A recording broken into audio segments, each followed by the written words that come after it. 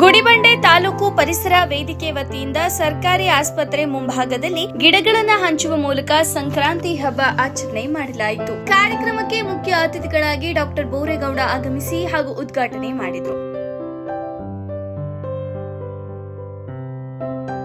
ಕಾರ್ಯಕ್ರಮದಲ್ಲಿ ಡಾಕ್ಟರ್ ಸುಮಂತ್ ಹಾಗೂ ಸ್ಟಾಫ್ ನರ್ಸ್ಗಳಾದ ಗಂಗಾಧರ್, ಜಯಲಕ್ಷ್ಮಮ್ಮ, ರಹಮತ್, ಉನ್ನೀಸಾ, ಆಲ್ ಫಂಟಾ, ರೀಟಾ, ಸರೋಜಾ, ಮಂಜುನಾಥ್, ಶ್ರೀನಿವಾಸ್, ಪರಿಸರವಾದಿಗಳಾದ ಇಂದ್ರಕುಮಾರ್ ಸಿಂಗ್, ಮುನಿರತ್ನ, ಶಫಿ, ಬೇಬಿ ನಿಶ್ಚಿತ ಮುಂತಾದವರು ಭಾಗವಹಿಸಿದರು.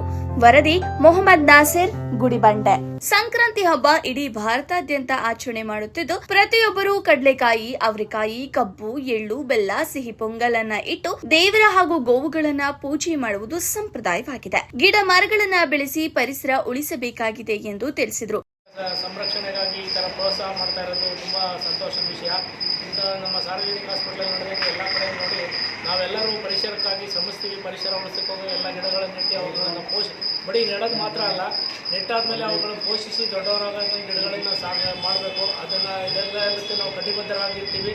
ಎಲ್ಲರೂ ನಾವು ಅದಕ್ಕೆ ಪರಿಸರ ಸಂರಕ್ಷಣೆಗಾಗಿ ಈ ಸಂಕಲ್ಪ ಮಾಡ್ತೀವಿ ಅಂತ ಈ ದಿನಗಳನ್ನು ಹೇಳ್ತಾ ಇದನ್ನು ಮಾಡೋದು ಧನ್ಯವಾದಗಳನ್ನು ತಿಳಿಸುತ್ತಾ ಸಂತೋಷ.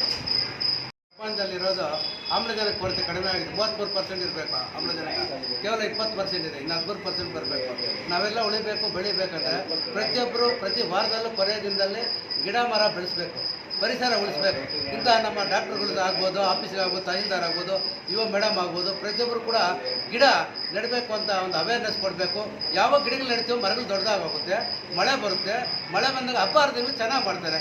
ಹಸುಗಳು ಪೂಜೆ ಮಾಡ್ತೀವಿ. ಹಸುಗಳು ಪೂಜೆ ಮಾಡಿದ್ರೆ ನಮ್ಗೆ ಹಸಿರಾದಂಥ ಈ ಹುಲ್ಲು ಬೇಕಲ್ಲ, ಹುಲ್ಲೆಲ್ಲಿಂದ ಬರುತ್ತೆ? ಮಳೆ ಬೀಳಬೇಕಲ್ಲ, ಬೆಳೆ ಬರಬೇಕು. ಈ ರೀತಿ ಪ್ರತಿಯೊಬ್ಬರು ಕೂಡ ಪ್ರತಿಯೊಂದು ಹಬ್ಬದಲ್ಲೂ ಕೂಡ ಗಿಡ ಮರವನ್ನು ಬೆಳೆಸೋದು ಒಂದು ಹವ್ಯಾಸ ಇಟ್ಕೊಂಡ್ರೆ ನಮ್ಮ ರಾಜ್ಯ ಸಂಪೂರ್ಣವಾಗಿ ಹಸಿರುಮಯವಾಗುತ್ತೆ. ನಾವು ನೀವು ಸಂತೋಷವಾಗಿರುತ್ತೆ.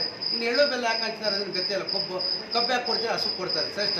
ಅವರೆಕಾಯಿ, ಕಡಲೆಕಾಯಿ ಹೀಟ್ ಪದಾರ್ಥ. ಈ ಬೇಸಿಗೆ ಇದೊಂದು ಚಳಿಗಾಲದ ತಿಂದಾಗ ಎಳ್ಳು ಎಲ್ಲ ಕೂಡ ಬೆಚ್ಚಗೆ ಆಗುತ್ತೆ, ಆರೋಗ್ಯ ಚೆನ್ನಾಗಿರುತ್ತೆ. ನಾವು ಆಸ್ಪತ್ರೆಗೆ ಹೋಗಂಗಿಲ್ಲ. ಅದಕ್ಕೆ ನಮ್ಮ ಆರೋಗ್ಯ ನಾವು ಬೆಳ್ಕೋಬೇಕಂದ್ರೆ ನಾವೆಲ್ಲ ಪರಿಸರವಾದಿಗಳಾಗಬೇಕು. ಮತ್ತು ದೊಡ್ಡವರ ಆಶೀರ್ವಾದ, ತಂದೆ ತಾಯಿಯರ ಆಶೀರ್ವಾದ ಪಡ್ಕೊಂಡಾಗ, ಇಂಥ ಗುರು ಹಿರಿಯರ ಆಶೀರ್ವಾದ ಪಡ್ಕೊಂಡಾಗ ನಮ್ಮ ದೇಶ ಚೆನ್ನಾಗಿರುತ್ತೆ ಅಂತ ಹೇಳ್ತಾರೆ. ಜೈ ಹಿಂದ್, ಜೈ ಕರ್ನಾಟಕ.